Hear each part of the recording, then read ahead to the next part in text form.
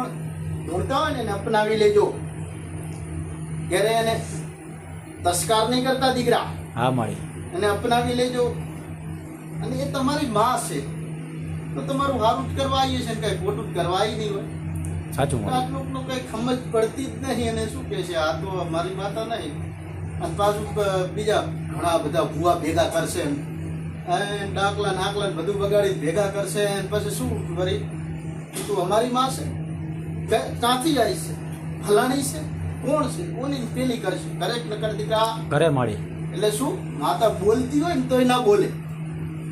આ ભુવાને સમજણ આલું છું કે કોકના ઘરે જઈને મોટા ના થતો.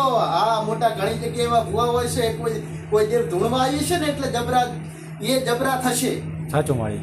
એ જબરા થશે. એ માતા જાતી આવી છે, લાવજે આમ, લાવજે અઢી, લાવજે ઓલું કરજે, લાવજે દોઢ, લેજે આ ધીજ મેલું.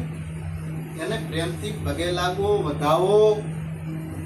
અને એને કહો તો અમારી માસ છે, ત્યાં કાંઈ પારકું નહીં લેવું, પણ એક આટલું કામ છે તું કરી આવ તો અમને ખબર પડે કે તું અમારી માં છે.